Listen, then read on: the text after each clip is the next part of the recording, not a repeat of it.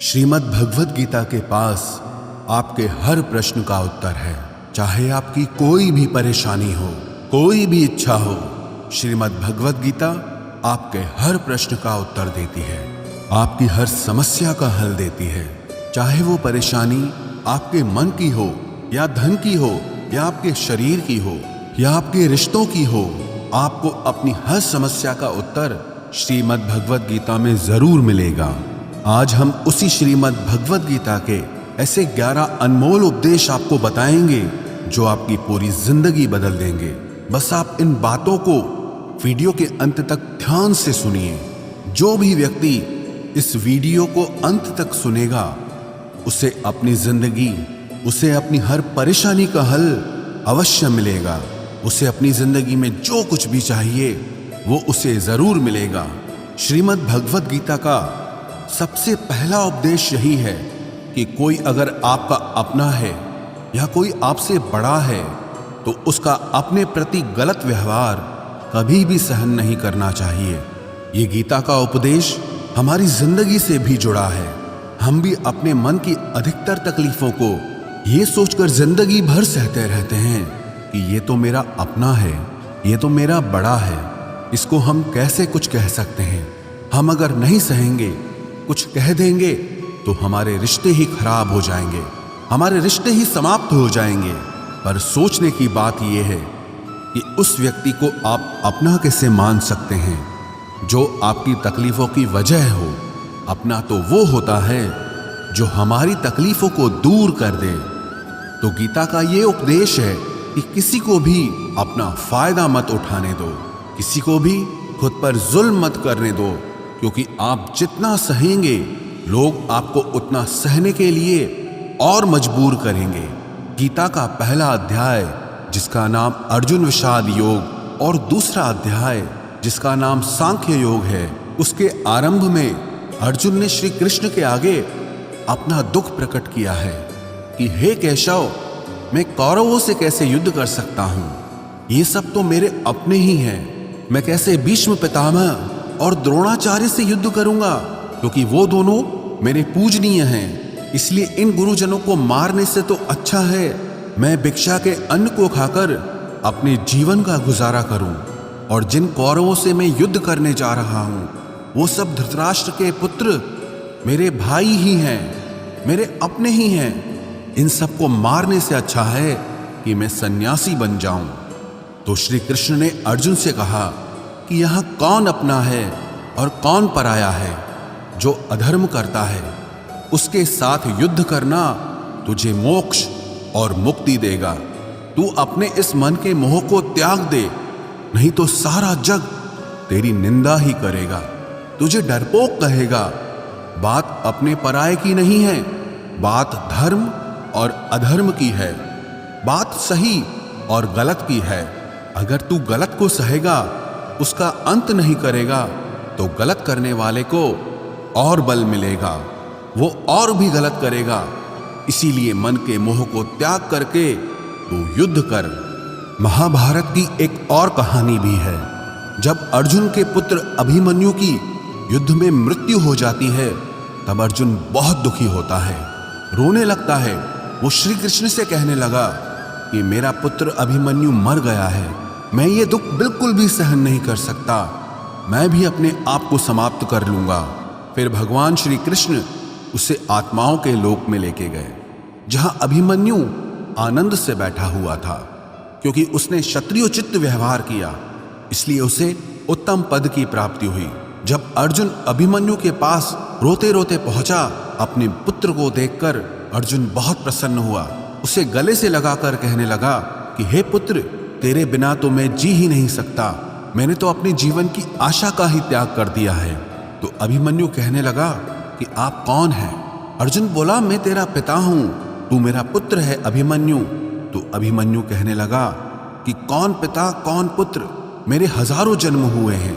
किसी जन्म में आप मेरे पिता बनते हैं और किसी जन्म में मैं आपका पिता बनता हूं। आत्मा का न कोई माता होता है न कोई पिता होता है। जब अर्जुन ने देखा कि मेरा पुत्र मुझे पहचान भी नहीं रहा तो उसका सारा मोह खत्म हो गया। इसलिए गीता के इस उपदेश को ठीक से समझ लो कि यहां कोई अपना पराया नहीं है। जो बुरे वक्त में, तकलीफ के वक्त में हमारा साथ दे, सिर्फ वही हमारा अपना है, बाकी सब पराए हैं। गीता का दूसरा उपदेश यह है कि जो चला गया है कभी उसका दुख मत करो, और जो आने वाला है उसकी बिल्कुल भी चिंता मत करो। जब महाभारत का युद्ध चल रहा था तब अर्जुन ने श्री कृष्ण से कहा कि अगर यह युद्ध हुआ तो करोड़ों लोग मारे जाएंगे। जो सैनिक और योद्धा इस युद्ध में मारे जाएंगे उनकी स्त्रियों का क्या होगा, समाज कैसे आगे बढ़ेगा। और भी बहुत सी बातें अर्जुन ने विस्तार से कही हैं। तो भगवान श्री कृष्ण ने कहा, अशोच्यानन्व शोचस्त्वम प्रज्ञावादांश्च भाषसे गतासून अगतासूंश्च नानुशोचन्ति पंडिताः।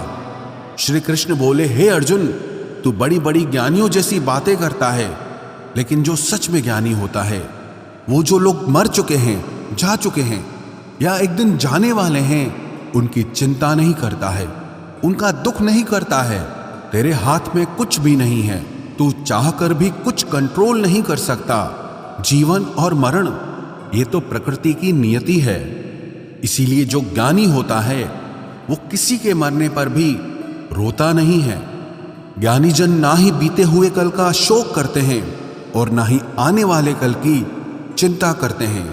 इसीलिए जो होने वाला है वो होकर ही रहता है, और जो नहीं होने वाला है वो कभी नहीं होगा। ऐसा निश्चय जिसको समझ में आ जाता है, जिसकी बुद्धि में आ जाता है, उसे कभी कोई चिंता नहीं सताती, कोई दुख नहीं सताता। हमारे सारे दुखों का कारण ही यही है। या तो हम जो वक्त गुजर चुका है उसे सोच सोचकर परेशान होते रहते हैं, या भविष्य की चिंता कर करके खुद को बीमार कर देते हैं, नष्ट कर देते हैं। गीता का ज्ञान हमें यही सिखाता है कि ना तो हम बीता हुआ कल बदल सकते हैं और ना ही आने वाले कल पर कंट्रोल कर सकते हैं। हमारे हाथ में सिर्फ वर्तमान है, सिर्फ आज का ही पल है। हमारा 98% तनाव और चिंताएं भूतकाल और भविष्यकाल के बारे में सोचते रहने से होता है। हम हमेशा उसी में ही जीते रहते हैं, मगर वर्तमान में कभी नहीं जीते, इस पल को कभी नहीं जीते। जब आप वर्तमान का पूरा आनंद लेना सीख जाओगे, तभी आपकी जिंदगी से तनाव कम होगा, चिंताएं खत्म होंगी। वर्तमान में जीना एक बहुत बड़ी उपलब्धि है। हमारे हाथ में भी सिर्फ आज का ही पल है। हमें जो भी करना है आज ही करना है। कभी भी ये सोचकर समय को नष्ट नहीं करना चाहिए कि अभी मेरे पास बहुत समय बचा है। एक गुरुजी ने अपने एक शिष्य को पारस का पत्थर दिया। उनका वो शिष्य बहुत आलसी था, हर काम को कल पे टाल देता था। तो गुरुजी ने उसे कहा कि मैं तुझे ये पारस पत्थर दे रहा हूं। इस पारस पत्थर से जब तू लोहे को स्पर्श कराएगा तो वो लोहा स्वर्ण बन जाएगा, सोना बन जाएगा। और ये पारस पत्थर मैं तुझे 1 महीने के लिए दे रहा हूं। जब 1 महीना समाप्त हो जाएगा तब मैं तुझसे ये पत्थर वापस ले लूंगा। तब तक तू इस पत्थर को अपने पास ही रख। गुरुजी का वो शिष्य बाजार में लोहा खरीदने के लिए गया। जब बाजार में वो लोहा खरीदने पहुंचा तो उसे लोहे का वो रेट बहुत महंगा लगा। उसने कहा थोड़े दिन रुक के ले लूंगा, जब लोहे का रेट कम हो जाएगा। पर उसकी बुद्धि में ये बिल्कुल नहीं आया कि इस लोहे को मैं सोना बनाकर बहुत अधिक धन बना सकता हूं। लेकिन उसके मन की सुस्ती, उसके मन का आलस्य, उसकी वजह से उसने उस काम को कल पे टाल दिया। ऐसे ही करते करते पूरा महीना समाप्त हो गया। फिर गुरुजी उस शिष्य के पास आ पहुंचे कि बताओ तुमने कितना सोना बनाया। शिष्य बोला कि मैंने तो अभी सोना बनाना शुरू भी नहीं किया। तो गुरुजी ने कहा मुझे मेरा वो पारस पत्थर वापस चाहिए। शिष्य बोला कि नहीं, मुझे थोड़ा वक्त दीजिए, मैं थोड़ा सोना बनाना चाहता हूं। गुरुजी ने कहा कि ये पारस पत्थर पूरा 1 महीना तेरे पास था, पर तू कुछ नहीं कर पाया, लेकिन अब समय समाप्त हो चुका है। ऐसे ही ये हमारा जीवन है, हमारी जिंदगी है, और ये समय ही पारस पत्थर है। हम समय के एक एक पल से अपने जीवन को सोना बना सकते हैं, लेकिन हमें यह लगता है कि हमारे पास बहुत समय बचा है, एक दिन जिंदगी को जी लेंगे, एक दिन जिंदगी में खुश हो जाएंगे। लेकिन वो दिन कभी नहीं आता और हम जिंदगी भर भागते रहते हैं, चिंता करते रहते हैं, दुखी होते रहते हैं, लेकिन जिंदगी को जीना, खुश रहना हम भूल जाते हैं। इसलिए गीता का ज्ञान हमें यह सिखाता है कि आप आज में जीना सीखो, इस पल में जीना सीखो। गीता का तीसरा उपदेश यह है कि मौत से डरना बिल्कुल व्यर्थ है। श्री कृष्ण ने गीता में कहा है कि यह संसार मृत्यु लोक है, जिसका भी जन्म हुआ है वो एक दिन जरूर मर जाएगा, जिसका आरंभ हुआ है उसका अंत अवश्य होगा। हम इसे रोक नहीं सकते। जैसे हम रोज कपड़े बदलते हैं, वैसे ही हमारी आत्मा नया शरीर धारण करती है। मृत्यु सिर्फ इस जीवन का एक नया आरंभ है, इस जीवन का अंत नहीं है। आत्मा कभी नहीं मर सकती और ना ही उसे कोई मार सकता है, लेकिन मौत का डर मनुष्य को सबसे ज्यादा लगा रहता है। मौत का दुख भी इंसान को सबसे ज्यादा होता है। एक पेड़ में दो पक्षियों का जोड़ा रहता था। उन दोनों को एक दूसरे से बहुत प्रेम था। उन्होंने साथ जीने मरने की कस्में खाई थी। एक दिन वहां एक शिकारी आया और उसने एक तीर चलाकर वहां पेड़ पर बैठे मादा पक्षी को मार दिया। तो वो अकेला नर पक्षी रोने लगा कि मैं तुम्हारे बिना कैसे जी पाऊंगा, तुम्हारी जगह मेरी मृत्यु आ जाती, मेरा जीवन तुमको मिल जाता। वो रो रो के बहुत विलाप करने लगा।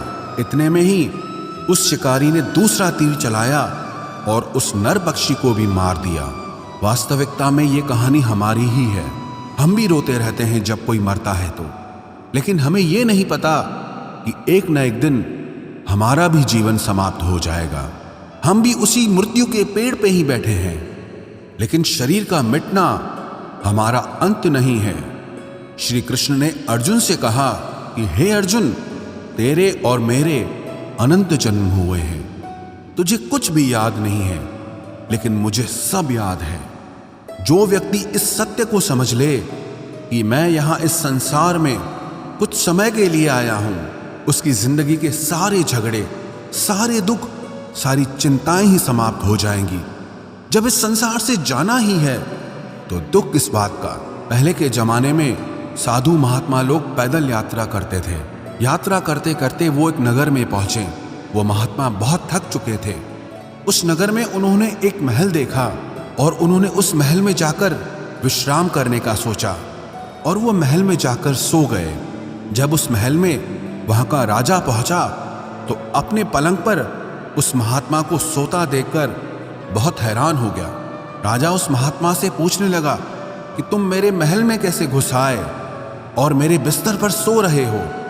महात्मा कहने लगा, ये तुम्हारा महल है, मुझे तो लगा ये धर्मशाला है। तो राजा ने कहा, आपको मेरा महल धर्मशाला कैसे लगा? तो महात्मा ने राजा से प्रश्न किया कि तुमसे पहले इस महल में कौन रहता था? तो वो राजा बोला कि मुझसे पहले मेरे पिता यहाँ पर रहते थे और उससे पहले मेरे दादाजी यहाँ पर रहते थे। तो महात्मा ने फिर प्रश्न किया कि क्या तुम इस महल में हमेशा रहोगे या तुम्हारे बाद कोई और रहेगा? तो राजा कहने लगा कि मेरे बाद मेरा पुत्र इस महल में रहेगा। तो महात्मा राजा से कहने लगे कि जिस जगह पर रहने वाले बार बार बदल जाते हों उसे घर कैसे कह सकते हो? वो तो धर्मशाला ही है। इसीलिए तेरे महल को धर्मशाला समझकर मैं इसमें रात बिताने के लिए आ गया। धर्मशाला जान जग को, जीव सब मेहमान है, मोह किससे मत करो, सब स्वप्न का सामान है। यदि हम भी इस बात को समझ लें कि हम यहाँ कुछ समय के लिए आए हैं, आनंद करने के लिए आए हैं, खुश रहने के लिए आए हैं, तो हमारे सारे दुख ही समाप्त हो जाएं। जब हम अपना मोह यहाँ जमा लेते हैं, अपना दावा यहाँ जमा लेते हैं कि ये मेरा है, इसे मैं छोड़ नहीं सकता, इसके बिना मैं जी नहीं सकता, तो हमारा जीवन दुखों से भर जाता है। इसलिए जीवन में मृत्यु का भय त्याग करके जीवन का प्रतिपल आनंद लेना चाहिए। गीता का चौथा उपदेश, मन और विचारों को कंट्रोल किए बिना जीवन में कभी शांति और सुकून मिलने वाला ही नहीं है। अर्जुन ने श्री कृष्ण से कहा कि मेरा मन सही गलत सब कुछ जानता है, फिर भी मेरे विचार और मेरा मन मुझसे कंट्रोल नहीं होता। मैं जो करना चाहता हूं वो कर नहीं पाता हूं, और जो नहीं करना चाहता हूं वो मेरा मन मुझसे जबरदस्ती करवाता है। इसीलिए मैं बेचैन हो गया हूं, मुझे शांति प्राप्त नहीं हो रही। तो श्री कृष्ण ने अर्जुन से कहा, उसके लिए तुझे अपने मन और विचारों से डिटैच होकर अपने मन और विचारों को सही दिशा में ले जाने की प्रैक्टिस करनी होगी, अभ्यास करना होगा। और ये एक दिन का काम नहीं है। जब तक तू अपने मन और विचारों की गुलामी का त्याग नहीं करता, तब तक तुझे जीवन में कभी शांति नहीं मिलेगी। एक राजा था, वो बहुत बेचैन और परेशान रहता था। एक दिन वो अपने गुरुजी के पास गया और उनसे कहने लगा कि मेरा मन बहुत बेचैन है, मैं बहुत परेशान हूँ, मैंने पूरे संसार को जीत लिया है, सब कुछ है मेरे पास, पर मैं खुश नहीं हूँ, मेरे मन में सुकून नहीं है, शांति नहीं है। तो गुरुजी ने राजा से कहा कि तुम्हारे नगर में अगर कोई ऐसा व्यक्ति है जिसने सुकून को प्राप्त कर लिया है, शांति को प्राप्त कर लिया है, तुम उसका एक बार कुर्ता पहन लो तो तुम्हारे जीवन में भी शांति आ जाएगी।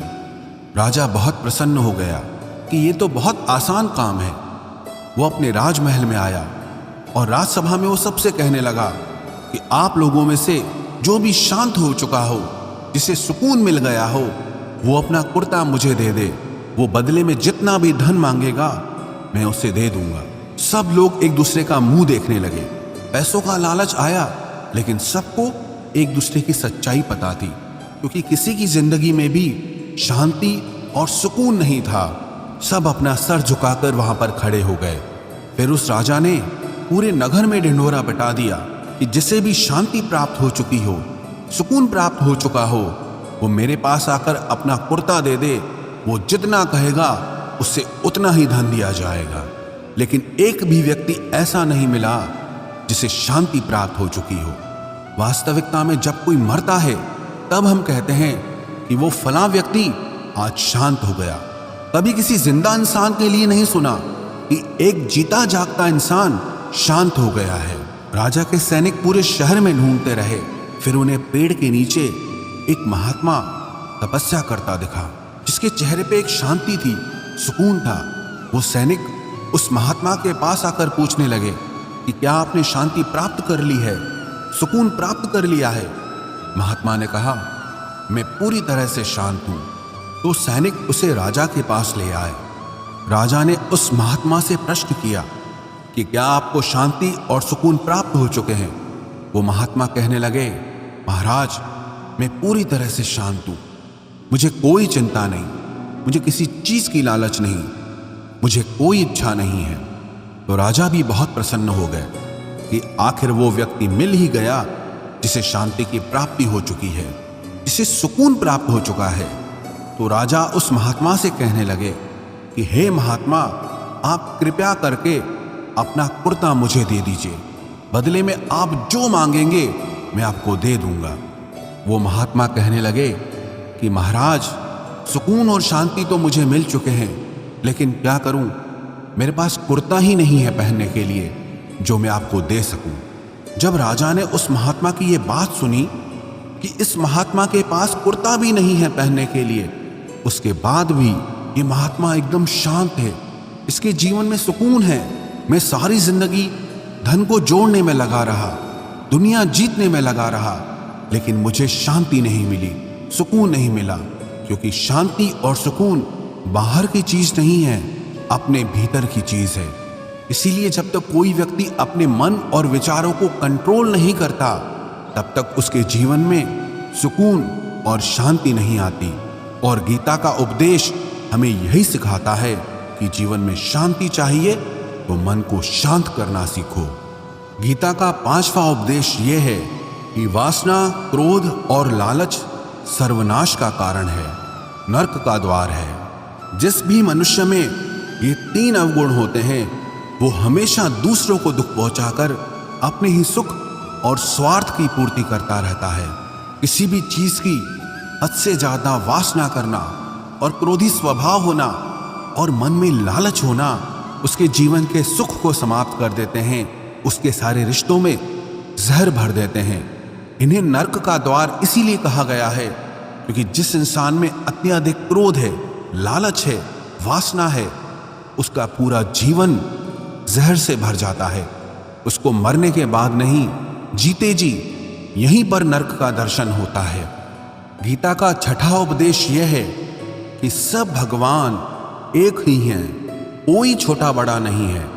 सब एक परब्रह्म परमात्मा के अलग अलग रूप और नाम हैं। श्री कृष्ण ने गीता के 10वें अध्याय विभूति योग में बताया है कि जितने भी जगत के देवी देवता हैं वो सब मेरी ही विभूति है।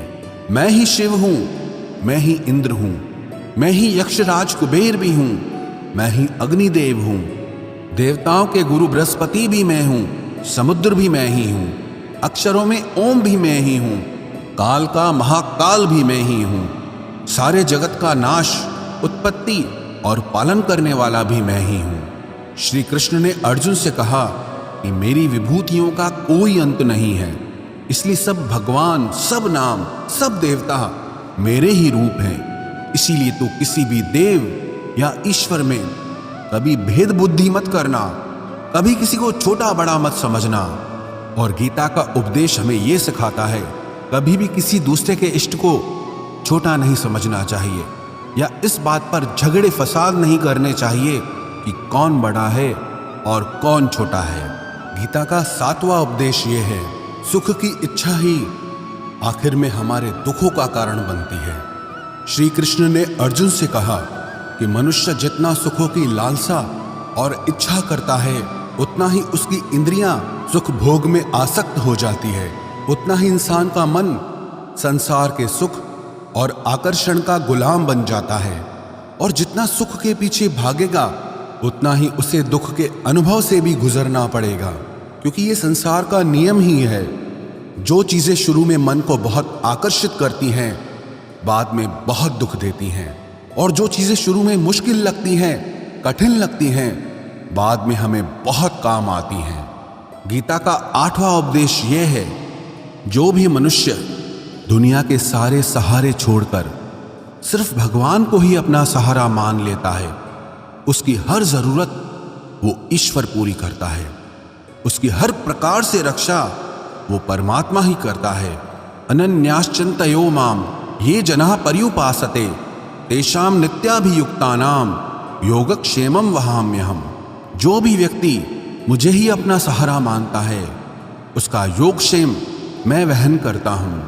योगक्षेमं वहाम्यहम् अर्थात जो चीज नहीं मिली है उसकी प्राप्ति कराना उसका नाम योग है, और जो चीज जीवन में मिली हुई है उसकी रक्षा करना उसका नाम क्षेम है। तो श्री कृष्ण कहते हैं जो मुझ पे डिपेंड हो जाते हैं उनको जो चाहिए वो मैं जरूर देता हूँ और उनकी हर प्रकार से मैं रक्षा भी करता हूँ। गीता का 9वां उपदेश यह है कि इस संसार में हमारा कुछ भी नहीं है। गीता सार में आपने कई बार सुना होगा कि तुम्हारा क्या गया जो तुम रोते हो, तुम क्या लाए थे जो तुमने खो दिया, तुमने क्या पैदा किया जो नष्ट हो गया, तुमने जो लिया यहीं से लिया, जो कुछ भी दिया यहीं पर दिया। जो आज तुम्हारा है कल किसी और का होगा, क्योंकि परिवर्तन इस संसार का नियम है। कल तक जिसके बिना आप जी नहीं सकते थे आज उनसे कोई रिश्ता ही नहीं है, बातचीत तक नहीं है। कहाँ गए वो जीवन भर के सारे रिश्ते, वो सारे मित्र जो साथ जीने मरने की बातें करते थे, आज पता भी नहीं कि वो लोग कहाँ चले गए। ये संसार परिवर्तनशील है, सब लोग यहाँ बदल जाते हैं, हर रिश्ता बदल जाता है, और तो और ये हमारा शरीर भी हर दिन बदल रहा है। बचपन से जवानी, जवानी से बुढ़ापा, और एक दिन ये शरीर हमारा साथ छोड़ देता है। तो किसके लिए रोना और किसकी चिंता करना। हम सारी जिंदगी चीजों को, रिश्तों को, जिंदगी को बनाने में, सजाने में, संवारने में लगे रहते हैं, लेकिन एक दिन सब कुछ बिखर जाता है। सारी जिंदगी जिस संपत्ति, जिन रिश्तों के लिए हम लड़ते रहते हैं एक दिन सब कुछ छोड़ करके हमें इस दुनिया से जाना पड़ता है। गीता का 10वां उपदेश हमें यह सिखाता है कि किसी से भी हद से ज्यादा मोह कभी मत करना। श्री कृष्ण ने गीता का पूरा ज्ञान ही अर्जुन के मोह को नष्ट करने के लिए कहा है। ये मोह ही है जो इंसान को सबसे ज्यादा रुलाता है। मोह इतना बलवान है कि शेर जैसे इंसान को भी गीदड़ बना देता है। जो अर्जुन युद्ध में देवताओं से भी जीत गया, पर अपने रिश्तेदारों को युद्ध में देखकर उसका हाथ कांपने लगा। वो बोला, हे केशव, मेरे हाथ में धनुष पकड़ने की ताकत भी नहीं बची है, मेरे हाथ कांप रहे हैं, मैं युद्ध नहीं कर पाऊंगा। ये मोह इतना पेनफुल होता है जिसकी पीड़ा ना सह पाने के कारण कई लोग अपनी जिंदगी खत्म कर देते हैं, आत्महत्या तक कर लेते हैं कि उस व्यक्ति के बिना हम जी नहीं पाएंगे। जीवन में किसी से भी हद से ज्यादा मोह करोगे तो जीवन भर पीड़ा का ही सामना करना पड़ेगा। जो व्यक्ति अपने मोह से बाहर नहीं आता, उसका सब कुछ उससे छिन जाता है, उसकी सारी खुशी खत्म हो जाती है। इसीलिए गीता का ज्ञान बार बार यही सिखाता है कि अपने मन के मोह को त्याग करके आप बलवान बनो, बुद्धिमान बनो, सत्य के दर्शन करो कि वास्तविकता क्या है।